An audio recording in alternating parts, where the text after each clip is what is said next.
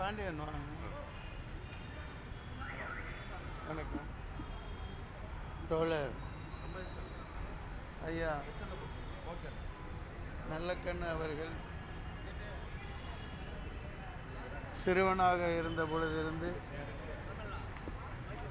பள்ளிக்கூடத்திலேயே விடுதலை போராட்டத்தில் ஈடுபட்டவர். வெள்ளையனுக்கு எதிராக சிறு பையனாக பள்ளிக்கூடத்திலேயே அவர் போராட்டத்தை ஆரம்பித்து விட்டார். வாழ்நாள் முழுக்க ஒரு போராளியாக, எளியவர்களின் பக்கம் எளியவர்களாக தோன்றி புகழோடு தோன்றுக ஆதலால் தோன்றலின் தோன்றாமை நன்று என்ற திருக்குறளுக்கு ஏற்ப வாழ்க்கையை அமைத்து கொண்டு ஒரு உன்னத மனிதராக இதுவரை வாழ்ந்து இப்போது மருத்துவமனையில் போராடி கொண்டிருக்கிறார். ஐயா நல்லக்கண்ணு அவர்கள் சிறுவனாக இருந்ததில் மட்டும் இல்லை, வெள்ளைக்காரங்காலத்தில் மட்டும் இல்லை, சுதந்திரத்திற்கு அப்புறமும்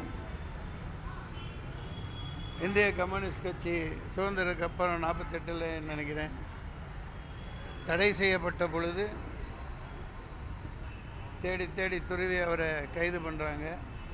இந்திய கம்யூனிஸ்ட் கட்சி தடை செய்யப்படுது. கைது செய்யப்பட்டு 7-8 ஆண்டுகள் சுதந்திர இந்தியாவிலேயே சிறை கைதியாக வாடியவர். அப்போது இப்போ நினைவு கூறணுன்னா ராஜாஜி அரசுன்னு நினைக்கிறேன்.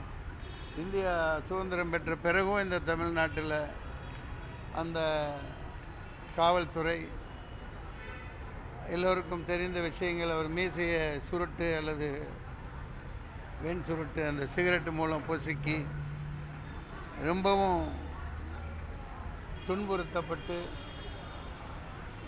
சொல்லி வற்புறுத்தப்பட்டும் கூட பல இன்னல்களுக்கு முழுக்க மீசையை சுருட்டிலேயே சுடப்பட்டார். சுட்டு பொசுக்கப்பட்டது அவருடைய கன்னங்கள்லாம்.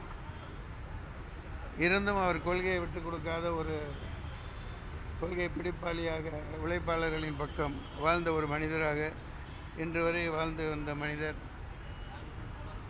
மருத்துவமனையில் இப்படி 101 வயது அன்னாருக்கு அவர் வாழ்ந்த இந்த பூமியில், இந்த மண்ணில் அப்படிப்பட்ட ஒரு தமிழன் வாழ்ந்த சரித்திரம் வாழ்ந்து கொண்டிருக்கிற சரித்திரம் படைத்த ஒரு தமிழன் வாழ்கையில் நானும் இங்கே மூச்சு விட்டு கொண்டிருக்கிறேன் என்று நினைக்கும் பொழுது எனக்கு பெருமையாகவும் என்னை நினைத்து வெற்றி தலைகுனியவும் செய்கிறேன். அப்படிப்பட்ட உன்னதமான எளிமையான போராளி மிகவும் மனதுக்கு வேதனையாக இருக்கிறது.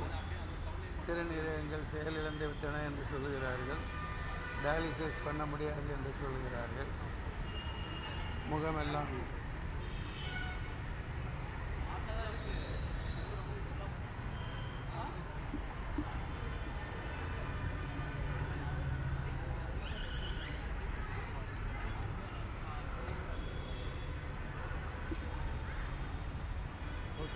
கருத்து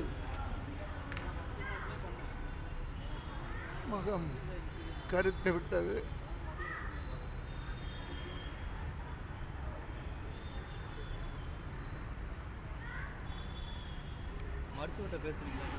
ஒரு மாபெரும் தமிழன் போராளி.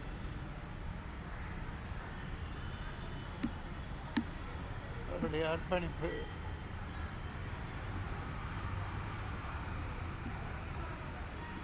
ஈடு செய்ய முடியாதது. அன்னார் இன்னும் அந்த இறைவன் இந்த பூமியில் வாழ வழிவகை செய்ய வேண்டும். நன்றி.